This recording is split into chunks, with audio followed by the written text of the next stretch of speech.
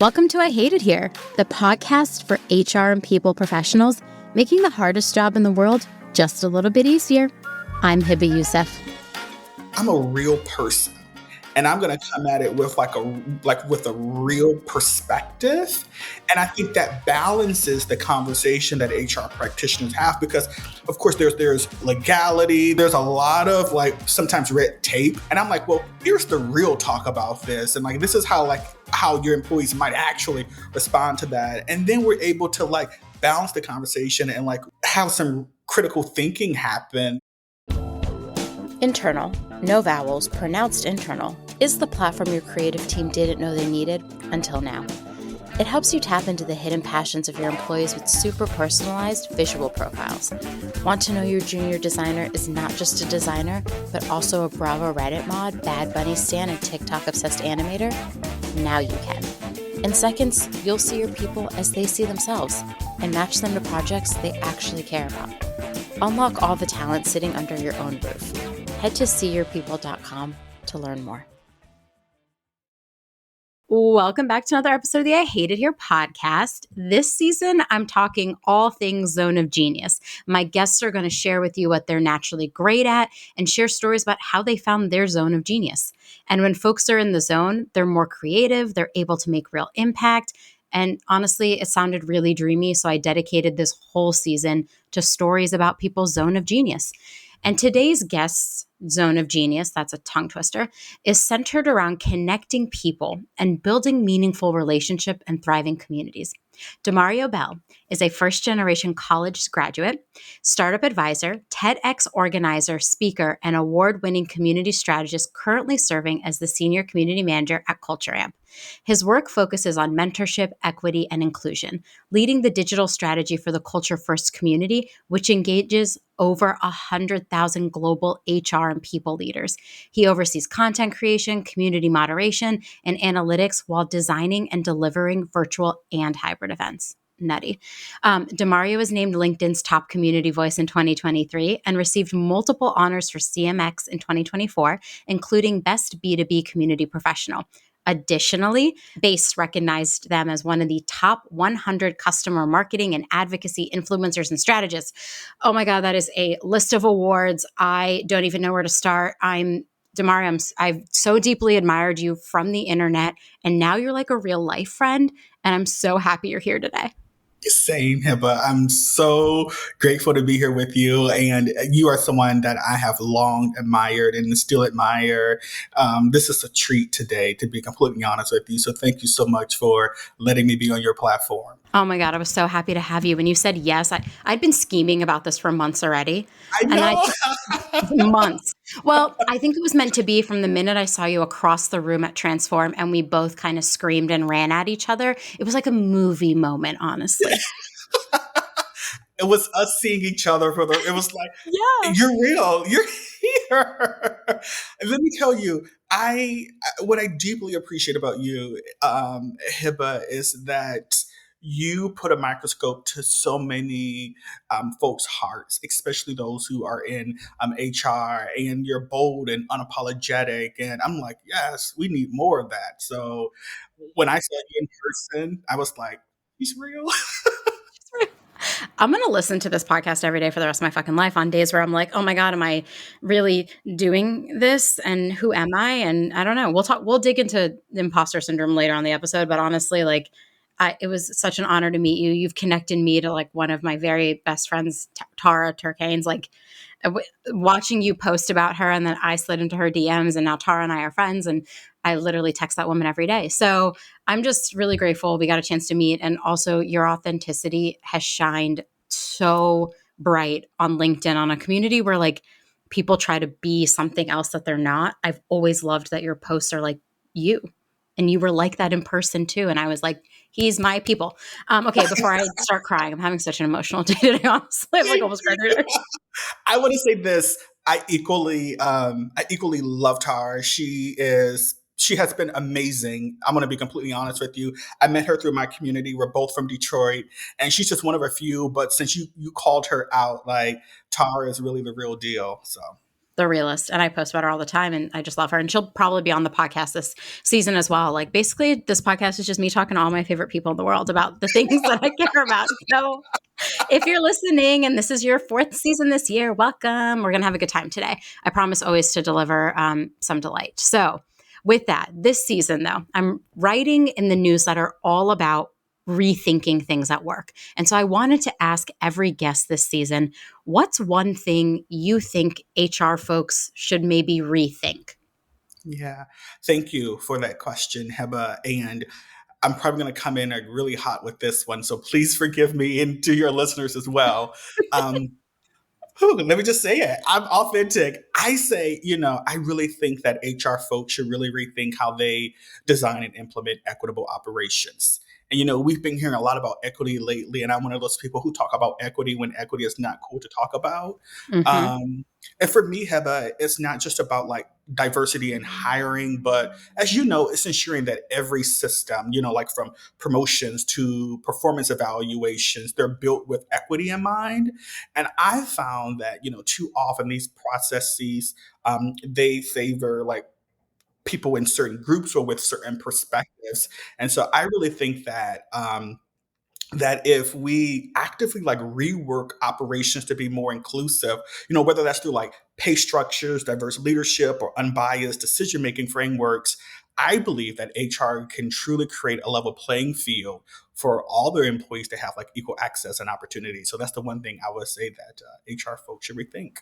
I love that. I'm going to be writing about that a bit more this season too. So like this episode might come out before I dig into like performance management, but I'm writing about how we should rethink it because you're right. It's not very equitable. I've worked places where the promotions process was just not even defined. And I'm like, how can you say it's fair and equitable if it's not even defined? Come on now. There let's just say, like we all talk to each other. And so Oh we all yeah. we all talk to each other. So when I hear certain stories from folks and it's opaque around like how to be promoted, what does a top performer look like? I'm just like, I'm looking at some of these companies sideways, like, how dare you? I feel the And same way. That's actually a whole other episode we'll get to next season where all the sideways ways we've looked at companies because I feel that in my soul. Okay, but I really want to talk about your zone of genius because I mean, yes. from meeting you from the second I was so drawn to you. So you defined your zone of genius as like being a connector of people. So what does that mean to you, and how did you realize this was your zone of genius? Thank you for that. So yes, like I consider myself a connector. So if there's like one word people describe me as, Heba, when I leave a room, I want one of those words to be connector. And for me, it really started in my time working in higher education. So I have a background in alumni relations and development. So all the fundraising end of a university. And through my time, Heba working in alumni relations and development, I had the privilege of meeting some outstanding people, to be completely honest with you, like some very wealthy, influential public figures, people who are just doing the darn thing to people who are like up and coming, who are building. And one of the things I realized was that at the core, and not to sound like a cliche, but at the core, like we're all people and we're all trying to get to our own intersections of joy and purpose. And what I learned was that I found myself like keeping a digital anthology about people because I would hear so many stories. And then I said to Mario, how can you start like connecting some of these folks together? Like if I know my one friend is working on this project and another friend I know has like access to resources, like how can I put them in contact with each other and put each other on? And I just think that, Hiba, as people, like what is it to have all these great relationships if you're not going to be able to like cash those in at times? I look at relationships as social currency. Like at some time you have to like make strategic withdrawals and like, Hiba, like this person is doing that. Can you do me this favor? And so it's really just during my time working with alumni and donors and with students, I was just like, I love connecting people. It's like, Hiba, I get out of bed for it. It brings me so much joy to see other people win. So I feel the same way. Honestly, the first time I met you, you introduced me to somebody else. I was like so excited to meet you, and you were like, "Oh, by the way, also meet this person." yeah. And I was like, "Okay, yeah." You know what? When I met you, that actually happened a couple of times where I was like connecting folks, and it brings me joy because let me say this, Heba, as a black man here in America, I've had people whose shoulders I stood on, Mm, who has spoken my names in rooms that I haven't been in, who has, you know, create opportunities for me. And for me, how I look at it, Heba, that I just want to see as many people win in my circle. Like this stage is so big where we can all shine. And I think we're better as a collective, when we're all thriving and creating those opportunities. And I think that it gets a lot of lip service when we talk about that. And I think there's another thing to actually make that happen, even when it might require you to give up something as well. So yeah, but yeah, I'm a connector, through and through.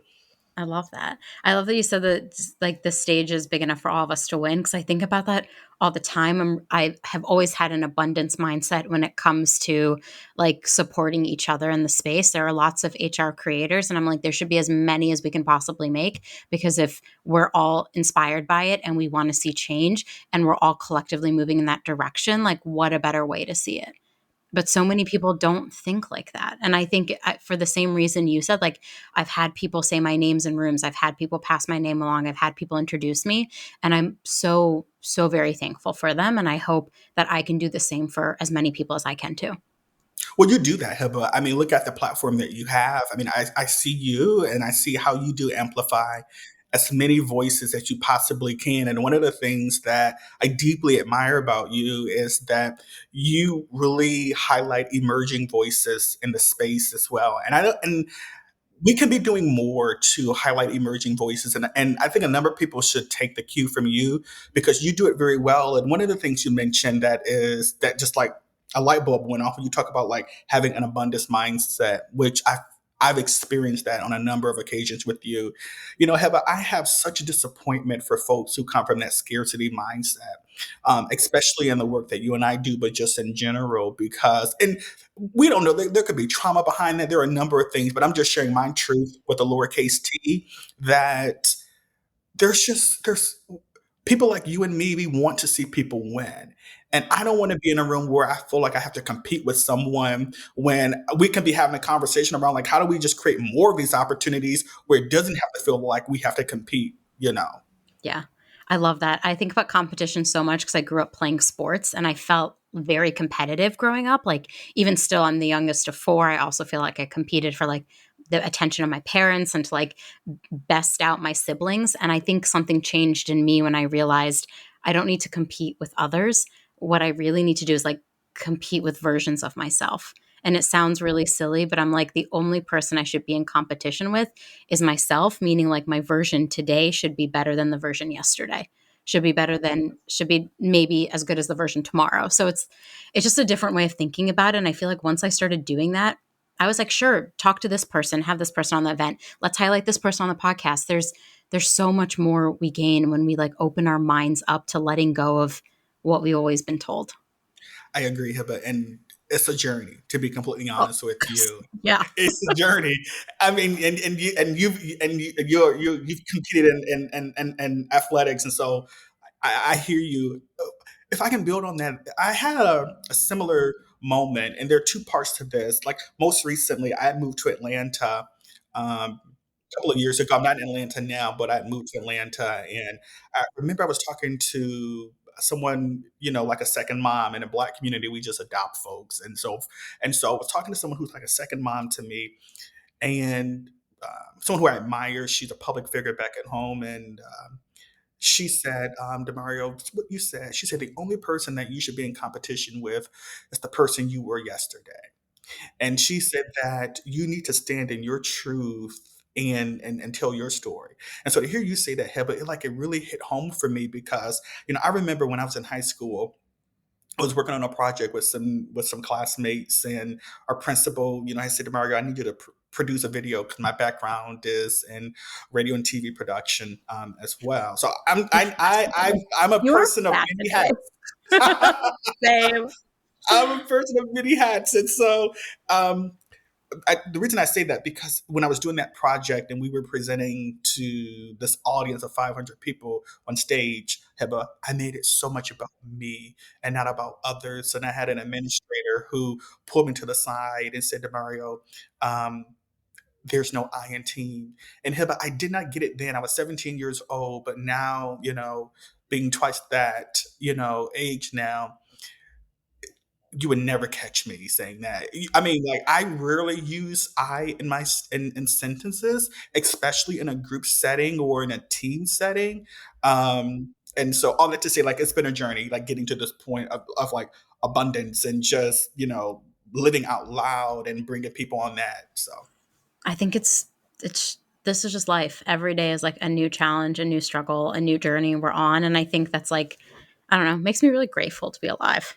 same, Like same. we get to do something every day. Not a lot of people get to do that or say that. So I feel like just immense gratitude every day. And it's like, I talk about this so much, like being grateful makes you a happier person, but like truly I am grateful for like the opportunity to do one more podcast, to meet one more person, to influence one more decision. It just is so meaningful to me. So Mm. I'm getting in my feels today. Listen, I'm over here like, I was not expecting to like Cry, be my cry. You feels. crying today? Okay. If you're listening to this and you're crying, I'm here with you. I'm getting a little emotional today. It's almost that time. Okay. Okay. Let's get back to being a connector of people because somebody is listening to this and they are probably like, I want to be that connector of people. So how do you approach building meaningful connections from people from like different spaces, industries, background? How do you think about that? Yeah, and we touched on this in a previous question here, but when it comes to like building meaningful connections between people, in different spaces or industries, I really focus on that common thread that brings us together, that transcends like specific fields. But I rather look at, excuse me, like shared core values, goals, or challenges. Like there's community in that. And so my approach has always started with deeply understanding each person's strengths, passions, and aspirations, as well as like what support do they need. One of the privileges that I have, Hiba, is that, I work with the Culture First community here at Culture Amp. And I engage with so many different types of people from all backgrounds and all industries, and this exposure has really enriched my own perspective, I would say, on how I see different experiences and how they can sometimes align in surprising ways. And so I'll say this lastly, and not to become loquacious, but my whole goal of when I connect people is like it's beyond like the transactional like networking, and networking has its place. So I don't want to like indict that because it's valuable.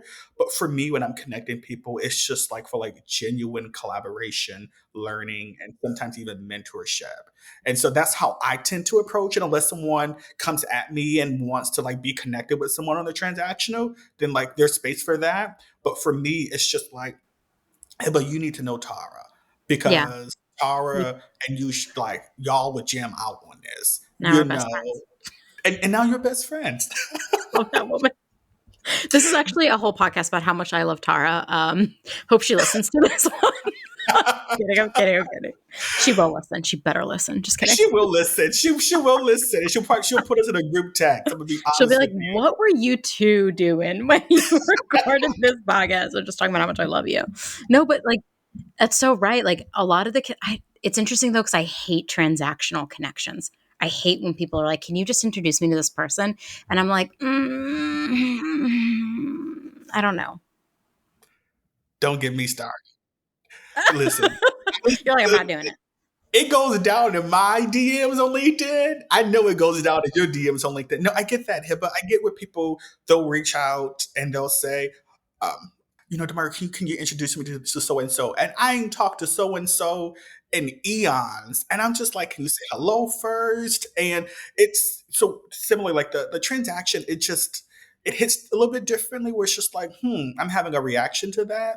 But I'm like, listen, we're living in a time now where people are out, they are, yeah. Anyway, folks are trying to, do what they can. And so, but I would say that I always tell people like, lead with authenticity first, like lead with authenticity first. I believe in, I'll say this, you make me think of a friend, there are what I found, being a connector, Hiba, is like I love checking in on people. Like I check in on people even when I don't need anything. I look at it like nurturing that relationship, And I tell people there are two type of people in my Rolodex. I don't actually have like a physical Rolodex. I I kind of wish I listen. did, honestly. kind of wish I did. Literally, though, literally, there are contacts and there are relationships, Yeah. and there are people Ooh. who are contacts where it's just like, if you were to reach out to them last minute and ask for something, it would seem like a favor. There's not much of a relationship there, but you like y'all know each other. A relationship is rather differently, where like, Hibbo, if I hit you up, it's like, hey, but I'm working on this cool webinar. This is happening in the next week. Like, can you come do this for me? Like, me, you'll be like, Demario, I got a lot going on, but for you, Yeah. like, I'm gonna make this work. I'm going to try. Exactly. Try so hard. Of Y'all, she's course. wicked busy. I'm trying so hard to get on a fucking webinar. Trying really hard.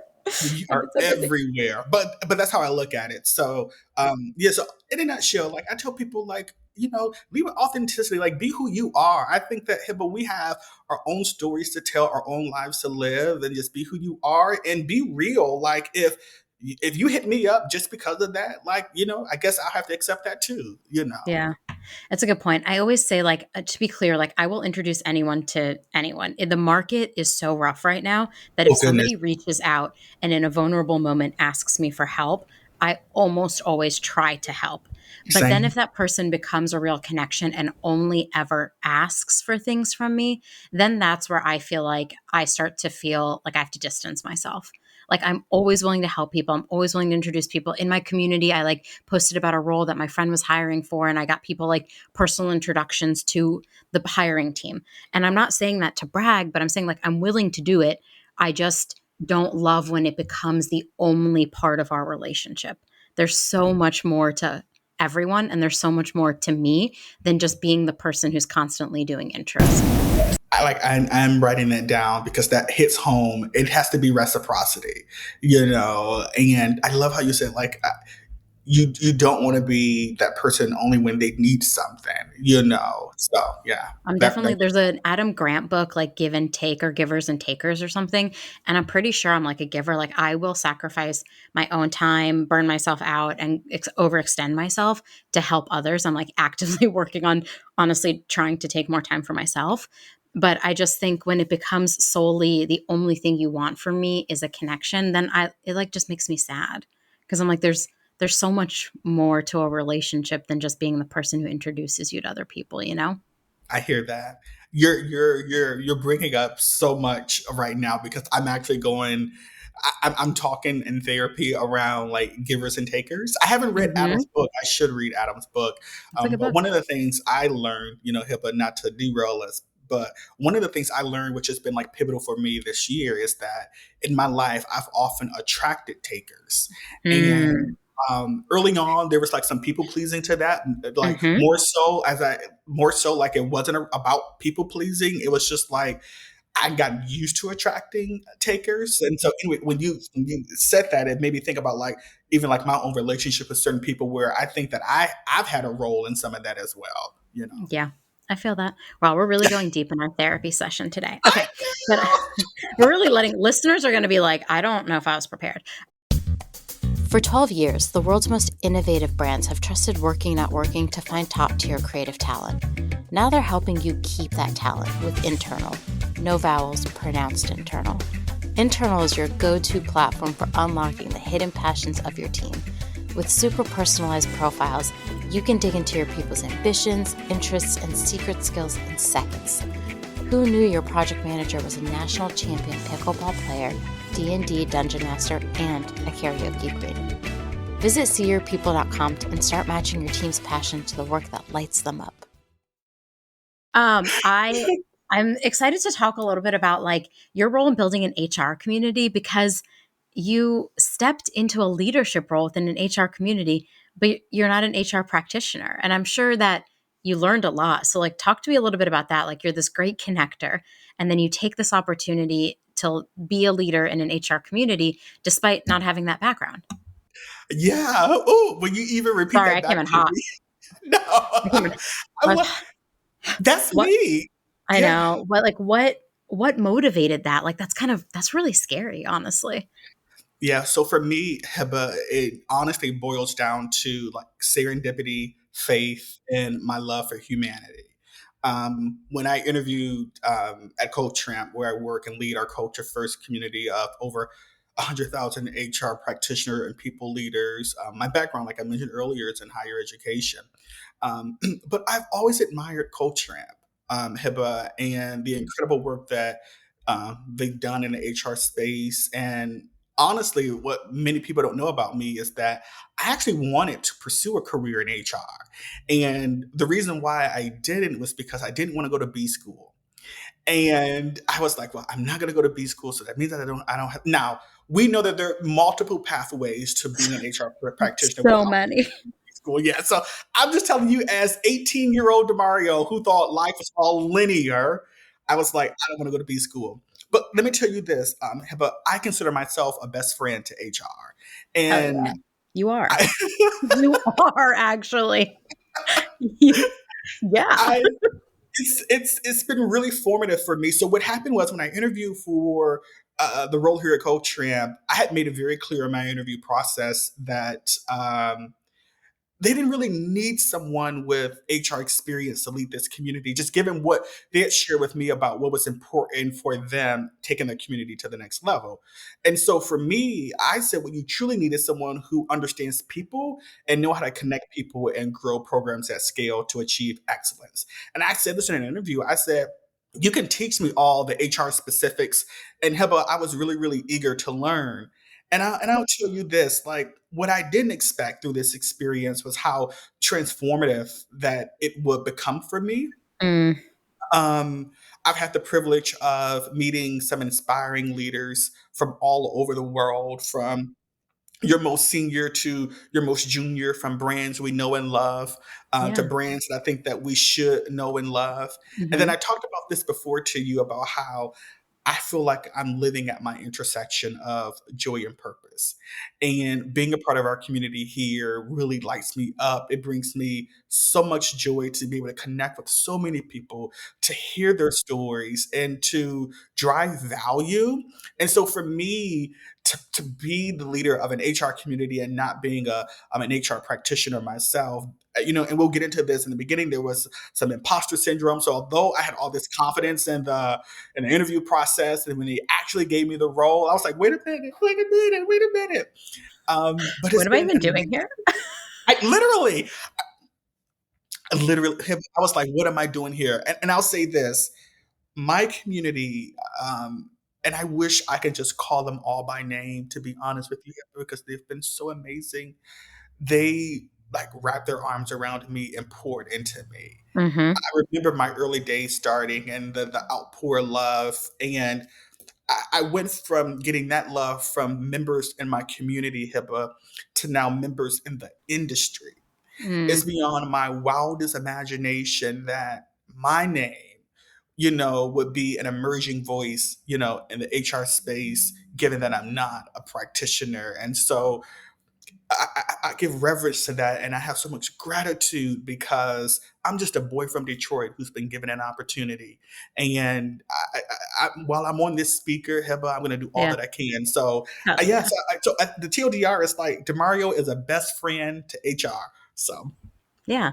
I love that. Like a best friend shows so much care and thoughtfulness for someone. And so when you say you're a best friend to HR, what you're telling me is that you truly care about our experience.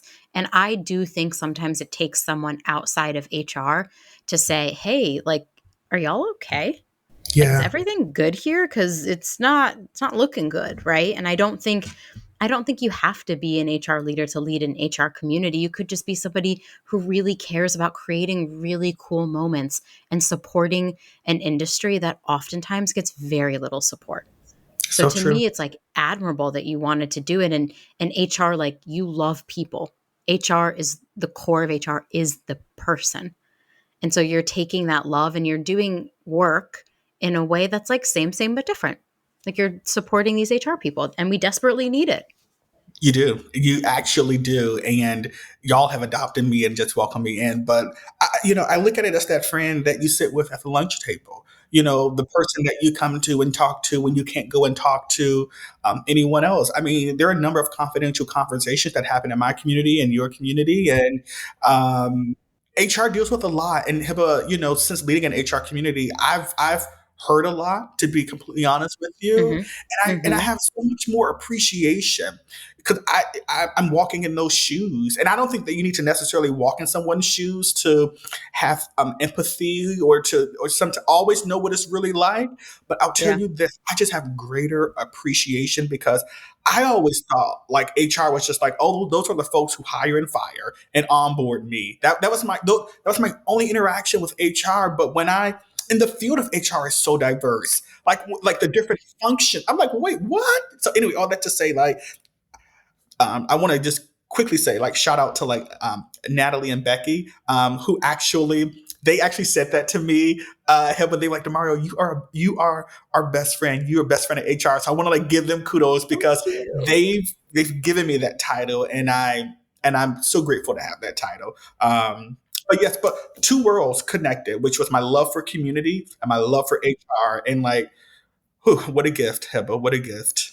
I know. Listen, people are simultaneously the most interesting and unique parts of this world, right? Because we're no two of us are the same, and they are also the most fucking difficult part about this job and this world. And we are navigating constantly with people so much lived experience by the time they end up in our organization or their paths cross ours.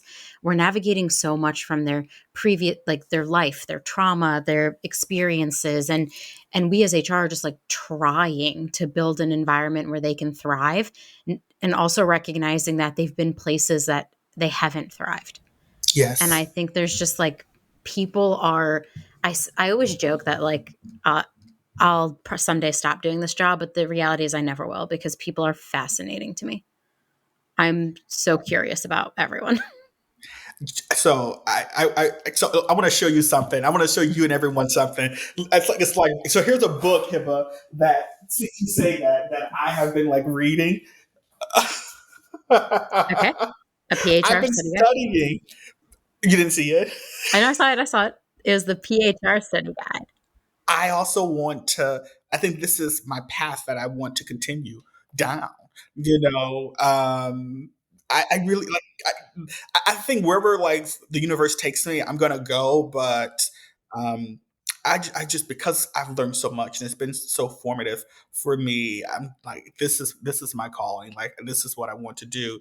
And something that you mentioned was just like so key. Where like um, HR folks need a hug. Oh my God. Don't Because touch you've people been though. through Just kidding. so much. Don't touch people. Don't touch Like give a just virtual hug. hands off. Hands off. No inappropriate touching.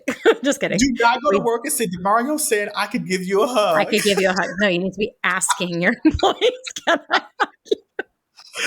um, but as you know, Hibba, like the role of HR people has evolved, and it is evolving. And I see, and I'll come off of this, but I see the dichotomy, even in my own community, from those who have been in HR and people ops for X number of years versus those who are entering the field, and just the approaches to the work and the ethos around the work. And it's so fascinating. And so, anyway, all that to say, um, our communities are spaces where HR can be for HR, who folks can support each other. I like it's about holding space for the fact that there are few places internally that actually hold space for us. That Sure, HR for HR doesn't always exist. That we are sometimes alienated and lonely in this job. And I think like we have the biggest hearts and the most compassion and so much empathy. But I who has it for us, right? And yes, that's where I think like your community, my community, everything steps up, and that's where you can find that, where the people who have empathy for you and care for you are there, they exist, they're out there. You just got to find them. And we brought you bingo. a connector to help you connect to everyone. So your zone of genius. Okay, wait, hold on. I have a question about around how you're bridging the gap between like HR and then directly practicing in the field. It's like you're building this community. Have you encountered any moments where you're like, ooh, I actually don't know about that because I'm not an HR person? Or what has that been like? Yeah, so I would say, and I'm so grateful for that question because as I shared with you, I did have some imposter syndrome when I, took on the role, um, uh, and the community has really helped me, like, kind of like, deal with that and kind of like put that on the back burner. So grateful. But I would say, Hiba, for transparency, one of the main hurdles, that I've experienced is, navigating that gap between theoretical HR concepts and real world applications. And since I don't have a traditional background in HR, I've had to actively upskill myself to contribute meaningfully, to the conversations that happen in my community or through connections like this or in person, and connect people with relevant insights and resources as well. So for me, when I started leading an HR community, it was all about how do I gain credibility among my community members, especially those who were more senior than I am. And I found that to be like a really great challenge of mine as well. Now, I'll say this as well that some people may initially like question my expertise because I don't come from a conventional HR role, by leading a community. But I'll tell you this, Heba, that I've worked so hard over the years to build trust and demonstrate my value as a connector. Um, Thank you. And showing that I'm really, really, really skilled at like facilitating meaningful relationships and fostering collaboration. The other piece to that is I've also found it challenging to balance the diverse needs and interests within my community as well, because HR is such this broad field, and what resonates with one group might not resonate with another. And so, my role, really as a community builder, requires me to listen a lot and to adapt our initiatives and ensure that everyone feels included and their voices are heard.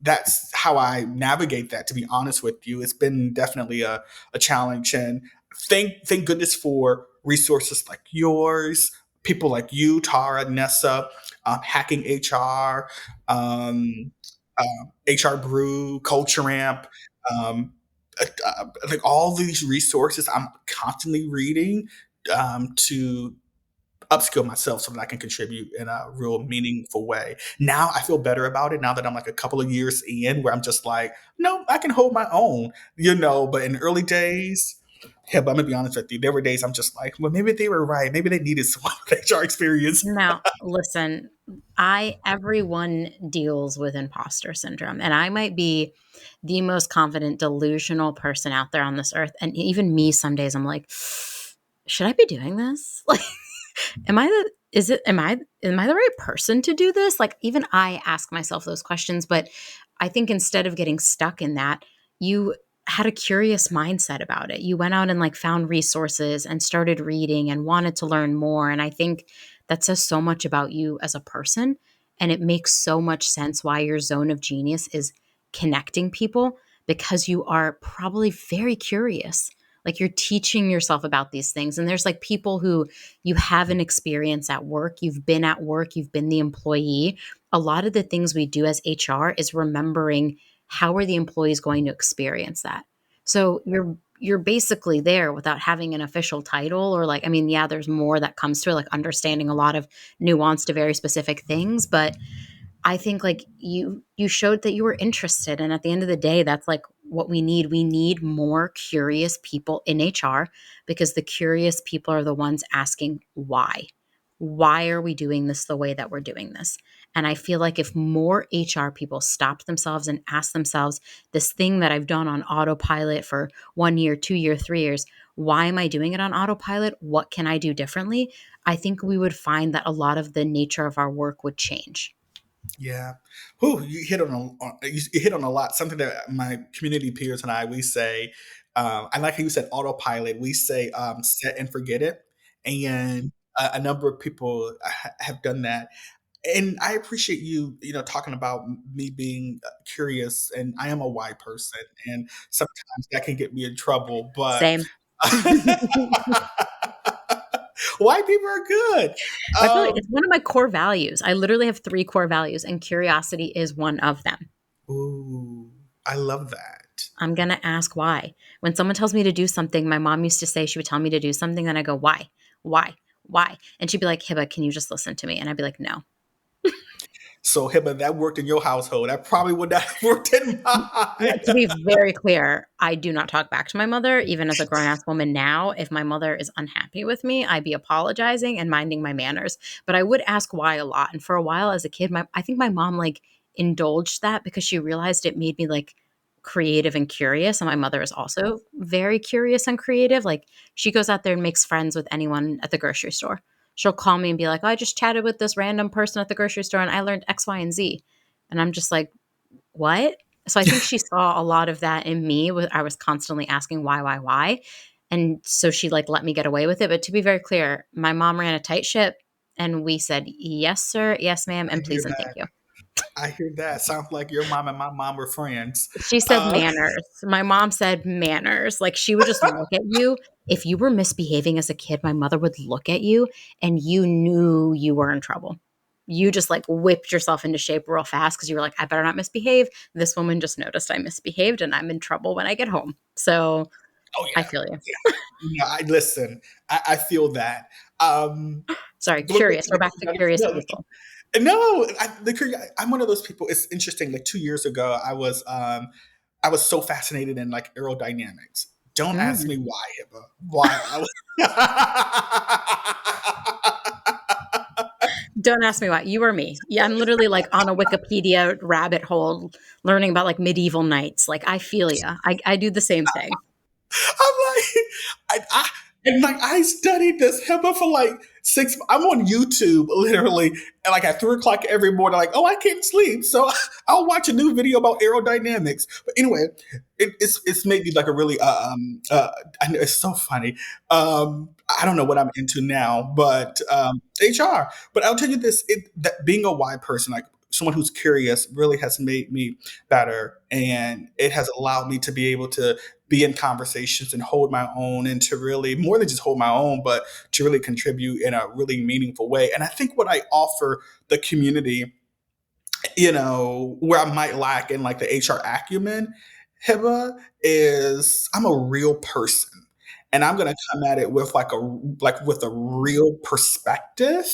And I think that balances the conversation that HR practitioners have, because of course there's legality, there's process, there's a lot of like sometimes red tape, And I'm like, well, here's the real talk about this. And like this is how your employees might actually respond to that. And then we're able to like balance the conversation and like really, really, really like have some critical thinking happen, even more. So I'm blessed and honored that literally I can just be in a role that allows me to remain curious, and where I can continue to learn. Like I consider myself a lifelong learner, and so yeah, I love this role.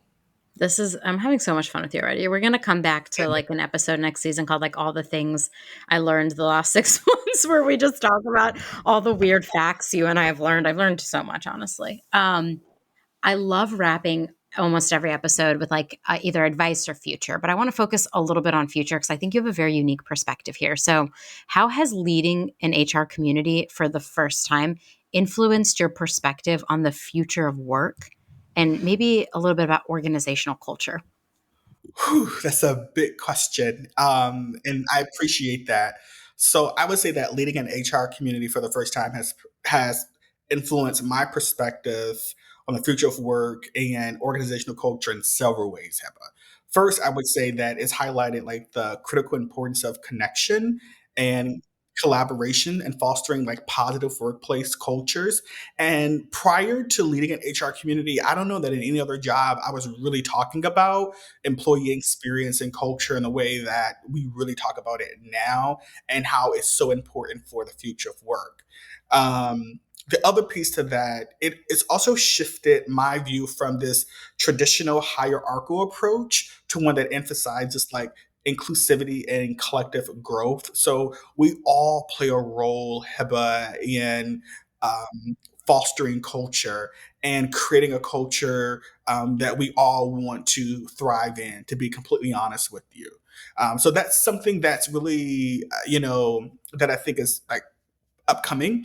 The second piece to that is I realized that you don't need a degree to do a specific thing or to excel in HR or in any role. Like, take me as a case study. I would say, Hepa, that another is soft skills are becoming even more important as the workplaces evolve. And organizations that provide opportunities for individuals with non-traditional backgrounds, I think they're paving a way for more richer and diverse workforces. And one more shout out is that I want to give a really, really big thank you to Deb, Jody, Sophie, and Didier, and the rest of my community team for giving me this platform. And I'm truly blessed to be on this journey. And I'm grateful for that because it's allowed me to really think about culture and workplace experience and the future of work in a really, really deep and critical way. And then the last piece I say to that is I've noticed how rapidly like the landscape of work is changing. Like I feel Mm, like HR folks are getting like whiplash because things are always changing. But yep. I think that's true for everybody. Yeah. But think about this, Hiba. Like I'm curious about like how AI is going to shape the future of work and how that's going to impact employee expectations. And so, all that to say, like being a part of this community has opened my eyes to the need for agility and adaptability in organizational culture. Wow, you've learned so much. That's actually all those things you landed on are all going to be super critical in the next five, not now. And I'm not going to even say 5 to 10 years. I'm going to say now because the future of work starts right now. You Yes. cannot build the future if you're not doing the work today. And all the things you touched on connection, flexibility, adaptability all these things are going to be critical. AI, critical in the future. And that means we have to start thinking about them today as HR people. And if you're not, like, I'd really encourage you to like gone are the days of just focusing on employee engagement.